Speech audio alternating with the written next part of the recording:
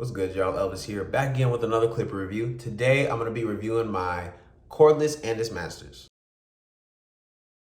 So these have obviously been painted. I painted the faceplate.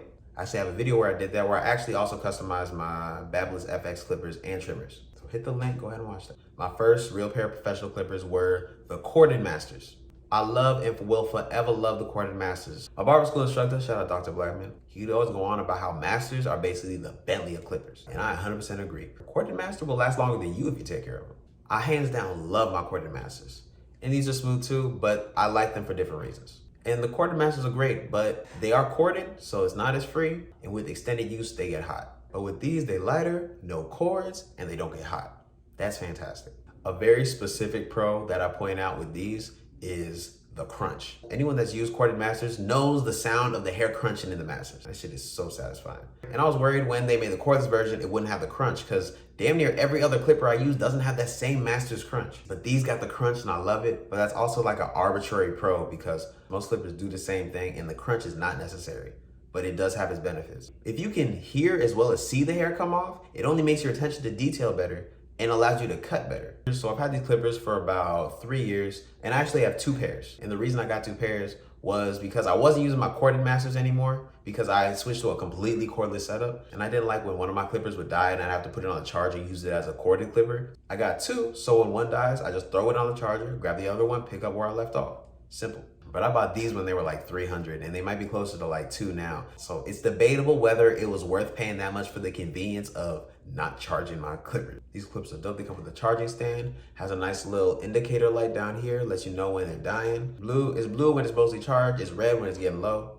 So I basically said all the good stuff I have to say about this clipper. Now for the cons. Keep in mind, there's not many, and I'm being a stickler about it. But these are cordless clippers. They're not gonna have the same power as corded clippers, but these have a surprising amount of power. They're not as strong as corded clippers, but they definitely feel premium. Just before I actually got 2 pairs of Masters, in my kit I had 2 pairs of Envies. For the same reason of, like, you know, when I charge, when one dies, I can just throw it on the charger. The Envies are really a placeholder for the cordless Masters. Basically, this is Andis' flagship clipper. This is more of like a mid-tier clipper. Still decent, but it's not the highest quality that they can deliver. Another con though, and probably my biggest con, is that they're louder than I would like them to be. Here's a little sound test.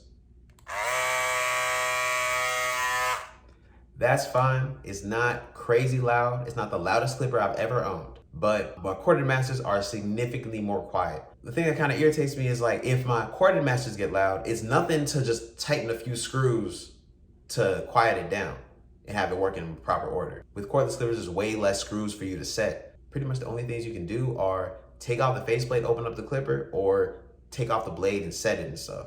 But within my cutting process, a job I love specifically for the Masters is blending while, like, skipping guards. Usually the half guard, because the half guard is completely unnecessary. The length of the teeth on these Masters are long enough to allow you to kind of finesse and skip over like a half guard. You can blend from it closed, which is like a triple zero, to all the way to a 1 guard. It takes a little bit of finesse and working with different angles and stuff, but that by itself will take up your skills as a barber to another level. I like to blend skipping guards, but then also use clipper over comb.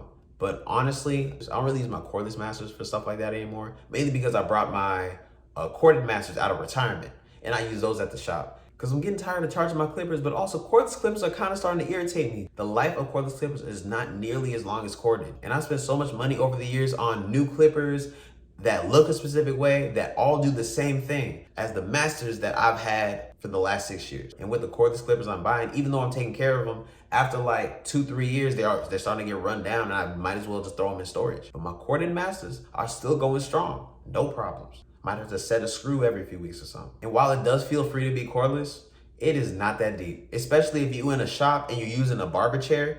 What do you really need cordless clippers for? You don't gotta walk around your client, spin them. Spin them. So, all right, so in conclusion, I love these clippers. They took all the things I loved from the previous Masters, the crunch, the body's the same, all that. And they took away all the things that I didn't like, the weights, the cord, and the blade getting too hot. If I was to give these clippers a rating, I would say 9 out of 10. The only reason it wouldn't be a 10 is literally the sound.